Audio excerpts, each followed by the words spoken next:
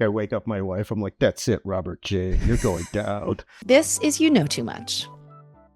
Hey, Pamala, what's the last thing you did before you sat down for this? That's very personal. I went to the bathroom. Like indoors? Yeah. Congrats. Your great grandmother didn't. What's happening? Well, what do we want to talk about? All right. Hey, Mark. Hey, Mark. Welcome. Hello. How you doing? Thanks for being here. I'm super pumped today because I don't know. What is a special century? Yeah. Sure. Let's start there. I'll define that. So special century comes from Robert J. Gordon. Robert J. Gordon is a macroeconomist, economic historian at Northwestern. And so he wrote this book in 2017 that's called The Rise and Fall of American Growth. And what he does is he tracks this time period from 1870 to 1970 that he calls the special century. We put a man on the moon. Electricity was the beginning of the nervous system. So it's like right now, think about like AI, where we're at. It's like all of that electricity, wasn't really in the productivity statistics until 1920. So it's like, if you think about it, humanity is filled with J curves. What's a J curve? It just goes, whoop, everybody's excited. Oh, I don't know what I'm doing. Oh, wow, this is going to be great. So it's like basically humanity is filled with J curves. So only the beginning of the nervous system was built. And why do I think that we're headed for another special century? Is that we're ultimately building the brain and the nervous system of that industrial output that we didn't do last time around. So that's the first phase. And then the next phase, think about like robotics or androids, advanced robotics. It's like you're going to build the muscle skeleton of it. I mean, we're probably going to be too old for the muscle skeleton to be totally like inputted, but we'll see the J curve impact because we haven't, think about all the data centers. That's just the beginning of AI infrastructure. Yeah, that was what kind of I was curious is all the things you sort of described are more physical. So like even just like plumbing and all those things are actually like literally physical, where I feel so much of what you're talking about, what could be the next possible special century. None of that necessarily feels physical to me. But I guess what you're saying is between the data centers and then the robotics, that would become more of the physical elements beyond the nervous system part. All of the physical elements, you're building all those like dendrites, nerve cells, things like that, because you're going to need these data centers for all of the compute that you're going to have to handle, because everything is going to run on the cloud. Yeah. So right now we just don't have enough space for everything that's going to run, and we're going to be building that capacity. How'd you get into this? Yeah. What made you think of this? Yeah. I was born working class, so if I was born rich, I'd be a history professor. I always looked at history first. Okay, this is me also being a dork. We love dorks because we are Where dorks would too. we be without you? I'm in good company. History is basically the study of our folly punctuated by greatness. So when did this sense of this could be or this is going to be the next special century come to you? I stumbled across like Robert Gordon's book. I'm like, something's here. One morning, like I was like playing around with the AI. It's like, okay, why do I disagree with him? And then I wake up my wife. I'm like, that's it, Robert J. You're going down. And she's like, what is going on? And then I'm like, I figured out where he's wrong. What his whole premise for the book was, you're not going to have that type of growth again. Right. It's like in 1940, 80% of houses were thought of as networked. What did that mean in 1940? That basically means you had running water and electricity. Telephones, there was definitely phones already, but not like as mainstream as it is today. Actually, the funny thing about phones, it's like that was the first social media, because especially in rural areas, you'd like listen in on the group line. The party line, The party line. That's where you basically got your gossip. That's where like people like found out what was going on in town. It's the leap of like kind of like, is there going to be more of an intelligence? Are there things that are like, autonomous agents and all that? It's like, I mean, we've all seen Westworld. We know all those horror stories. And if you think about it, like the biggest productivity gains were between 1920 and 1970. World War I just ended. We went through the Depression and we went through World War II. So William James, he's kind of the father of American psychology. He said, war is the gory nurse of social cohesion. We haven't had any like cohesive force like World War II bonding us.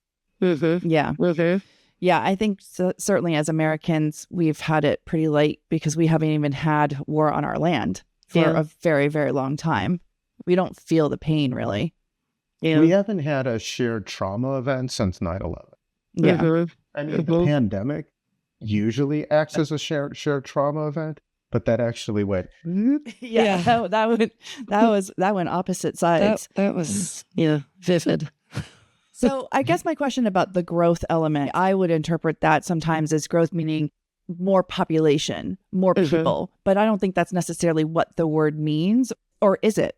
First of all, growth is omnidirectional with electricity. It took about 40 years to figure out what to really do with electricity to get productivity going as a result of that.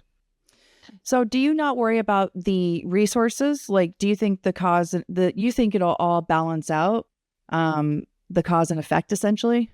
Okay, I'm going to be a dork here, but yes, please.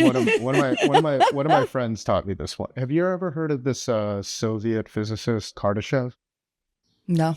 So Kardashev thinks about like a Kardashev 1 civilization is a civilization that is able to utilize efficiently all of the resources on the planet.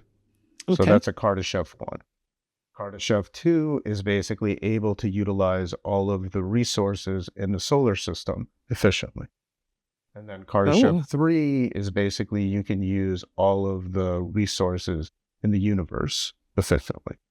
Now, where are we on this whole Kardashev scale? Negative. We're somewhere between like 0.4 and 0.6. Let's just say we're halfway to a Kardashev 1. Level 1. Okay. But I think that it's headed in the right direction.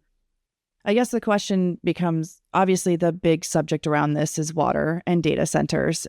And I guess my question is, do you feel like we'll get to that tier 1 before we do so much destruction? Because these are big, giant things. And I hear that you're saying like, we are headed in a good direction. We will get there. But I guess at what means will we get there?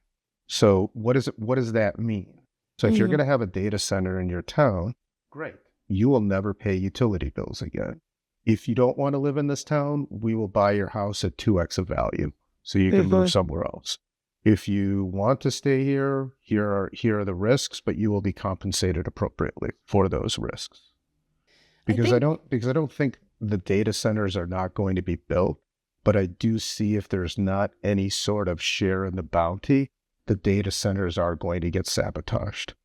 What do you hope shows up in the special century, like in your lifetime and then beyond your lifetime? Like, do you have ideas and thoughts of like where this could go and what you want or what you think will happen? Maybe not in our lifetime, but in our grandkids' lifetime, I don't think living to 120 is going to be that big of a deal.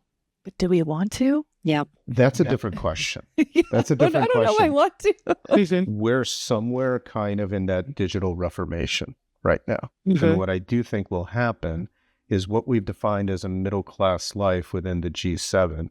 The G7, it's like the OECD is like, depending on how many countries they count, let's say like 39 right now. And the G7 is the 7 richest countries on Earth. So if you think about it, like a G7 middle-class lifestyle will be a baseline because that could be provided from androids. I mean, technically it could be a baseline today. We just choose for it to not be, right? we choose for it not to be because we've invested in brainwashing systems. I was the kid who stopped standing for the Pledge of Allegiance in 3rd grade. And then when the teacher decided to argue with me, it's like I went and looked up the Supreme Court case and said, here's the case. You can't do anything about it. Next question. Yeah. And so they left me alone. To have in 3rd grade. That's why, like when went to my first like kind of like planner strategist conference, I'm like, Yeah. oh, here's all the other kids who My got straight people. A's Yeah. and got kicked out of class. Totally. Because Yeah. it's Okay. usually teachers would just be like, you read the whole thing? All right, why don't you just go to Fine. the library and leave me alone? Yeah. I'm like, Yeah, okay, yeah. fine. Leave me in peace. Yeah.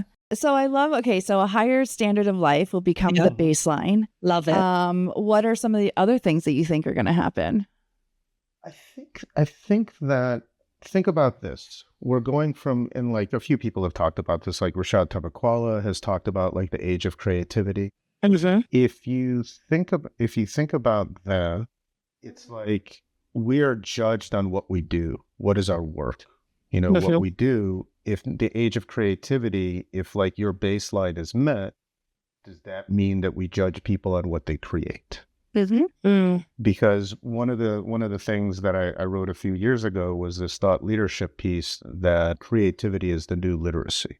In the same way that literacy changed, you know, Europe between the 1500s and the 1700s, it's like creativity is going to do the same for us. Mm. And what forms of, give us some examples of what forms you think creativity could take off. Mhm. Like during Da Mhm. Vinci's time, there were simply not that many creatives. Right. It's like we didn't really get mass creativity until advertising, really, like in the 1880s and in 1890s. It's like if you think about like those famous posters like in Paris, like Metro, Mhm. it's like Mhm. Toulouse-Lautrec did those posters. That Right. was advertising. Yeah. Yeah. It's Yeah, romantic absolutely. to think about. Yeah. But I think that the more that people go through the process of creation, the more that they will be able to see other people's perspectives. Yeah. I mean, I the love feelings, that. you know, is the one thing Yes. that we can all have. And I agree with you that we're feeling so disconnected from each other because of that lack of empathy. And I do believe creativity speaks to everybody around the world. Mark, how are you preparing, or what are you doing for the special century? Like, what's your daily look like? Obviously, it's in your brain. You're researching. You're thinking about it. You're, fever dreaming it. But what are you doing? I'm doing what almost everybody in the professional class is doing. Partly hoping, partly investing, partly wishing that the worst doesn't come. But No doubt. because I've read so much history, I know the scenarios that might take place. Mhm. But those are essentially scenarios that might take place. But I also know that regardless of what's happened, we have always come out okay. We have not necessarily come out okay within a person's lifetime. It's true. Fair. So in your hoping, what do you feel a need to relay that hope to other people because you have such an understanding of history and because you do have hope? I mean, I feel that I have a need to share this because I have a need to share history in some capacity. Yep. Mhm. Well, I appreciate that your obligation has led you to us. I don't know So if it's that an we can learn obligation. from you. I would define it as a sickness that could be Okay. viewed as an obligation. Okay. Fair. So it's like, look, if I was born rich, I'd be a history professor. If I was Yep. born upper middle class, I'd be a comedian. But I was born working class, and I ended up in advertising. Yeah, which is basically a combination of all of those things. Yes. Yeah. You're just We're just all the town haulers. That's all. It's good. It's Yeah, a good company to be in. Let's be We're real. the town haulers. It's like Yeah. it's like this. Somebody had to tell the story around the fireplace, Mhm. and Yeah. I guess it's us. Mhm. Yeah. Well, that's all for today's episode of You Know Too Much. A huge, huge thank you to Mark Rukman for sharing his insights on history, innovation, and the forces that could shape the next great era of human progress. If you enjoyed this conversation, please subscribe, leave us a review, and share it with someone who'd love it. Explore more episodes and behind-the-scenes content at youknowtoomuch.media. Follow us on Instagram and YouTube to keep the obsession going. Thanks so much, Mark. Thank you. Oh my gosh. Yeah, thanks thanks so much, Woo. Mark.